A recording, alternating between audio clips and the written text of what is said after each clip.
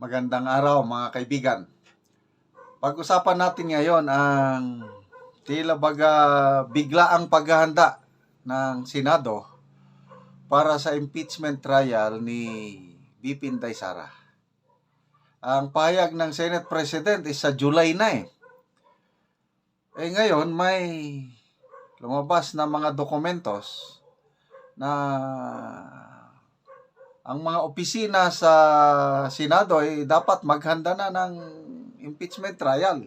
Ito, may post si Teo Moreno 1 hour ago. Sabi niya, Chis Escudero orders Senate offices to prepare for BP Inday Sara Duterte impeachment trial. Nagmamadali, Chis.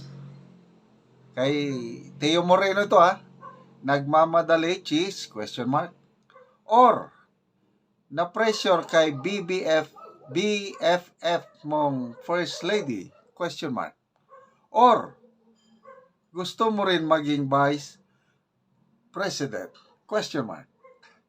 So ito, ito na yung mga dokumento, basahin ko. Republic of the Philippines Senate, Pasay City, Attorney, hindi ko mabasa itong pangalan. Advisory for all concerned offices. For the Deputy Secretary for Administrative and Financial Services, date 25 February 2025. Budget, subject, requirements for impeachment trial. Kindly advise the Administrative and Financial Services if your office has budgetary requirements and or requirements for supplies, equipments, and other items for the conduct of impeachment trial in the Senate. Please submit your request at the earliest. All requests will be subject to approval by the Senate Secretary. Noted, Attorney Bantog Jr. Okay?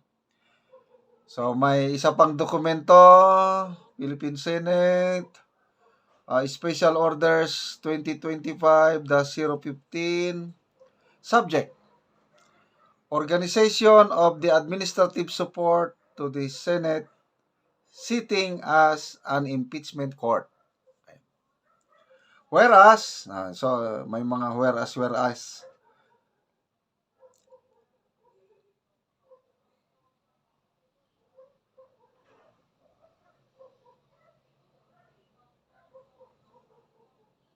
So, ito hanggang section 5, basta effectivity, this office, and then so ordered, Francis Chis Escudero, Senate President. Basta pinaghahanda ang mga iba't ibang opisina ng Senado para sa impeachment trial ng Vice Presidente. So yun po. I hope these are authentic documents nga pinos ni Teo Moreno. Tingnan natin people who reacted. 3,600, 1,900 tumatawa, 942 galit, 572 ang nag-like. Basa tayo sa mga comments. Zaira Kapokyan, sabi niya, nako, puro lang pala lip service yung mga papreskon ni Quezon. Kasi akala ko matagal pa eh. Diba, July na after, ang last statement niya is, wag nyo kaming apurahin. Wala pa kaming, tagal pa yung July, after SONA. So, February, March, April, May, June, 4 months pa. But I don't know, in fairness sa Senate, wala namang problema kung mag-prepare na maaga. Kaya lang, ang iba, hindi mo maalis talaga yung magduda. Francis Espina, mounting pressure due to their thievery, Baikam, Pilit funds, Marlica funds, Aka, Pichera, etc. That cannot be hidden, regardless of their BS tactics. Now force the hands of the waiter to abide by his master's will. Arnel Karin, kahit na mapatunayan sa impeachment hearing na walang kasalanan si BP base sa mga ebidensya at argument ay pwede pa rin mag-yes ang mga senador sa impeachment. Jeray Tandan, expected na po yan. Kunwari, hindi minamadali pero kating-kati na ring ma-impeach si BP Sara. Ha ha ha. Tsaka pressure sila ngayon dahil sa Supreme Court kaya kailangang madaliin na para ma-divert na naman ang issue sa impeachment. Ray Del Rosario, sabi ko na lahat ng mga sinabi nitong keso na ito puro kaplastikan lang. Walang tunay kahit nga kilay. Pati siguro, medyo masama na. Holy shit. Natakot sila sa panawagan ni Digong na iboto lahat PDP para hindi matuloy ang impeach kay Inday.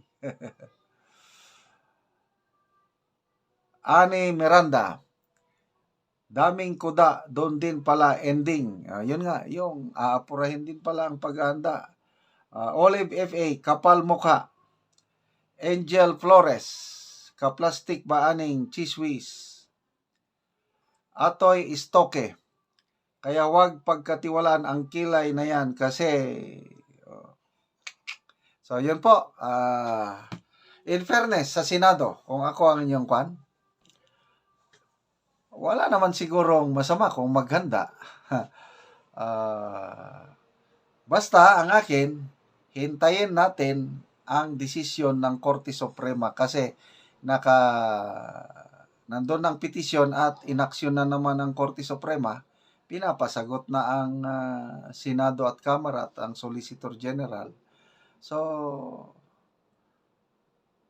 bahala na kung I believe nakahanda na ang Defense Council, nakahanda na si BP Sara. Hindi ako natatakot dahil kayang-kayang lusutan ni BP Sara ang impeachment na ito. Okay mga kaibigan, salamat sa inyong patuloy na panunod sa ating channel. Nakakatulong tayo sa Tribong Talandig dahil sa inyong panunod.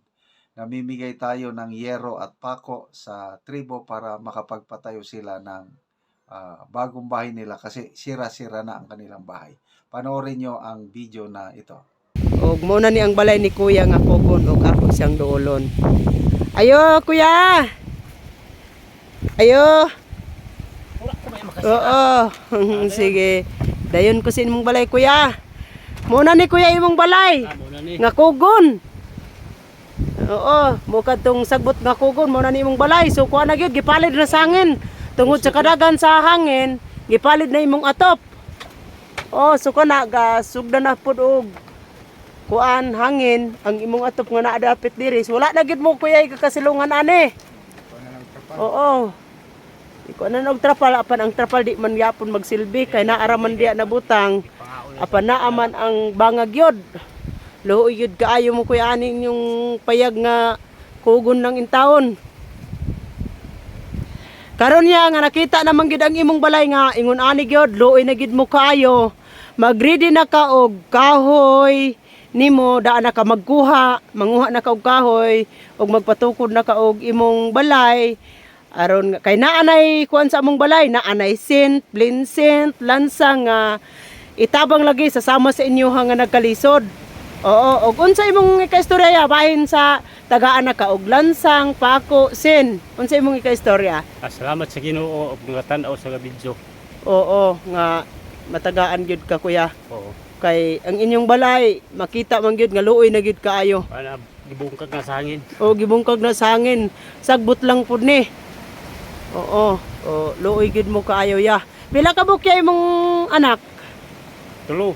Tulo ka buok. Oo, asa karon imong asawa di ay? Ay sa kuan. Bari sa kuan simag. Oo, nagadto siya sa Masimag. Apel imong anak. Oo. So ikaw ra karon nabilin din he. Oo. Oo, sige, salamat ya. Sige, salamat. Mo na ni ang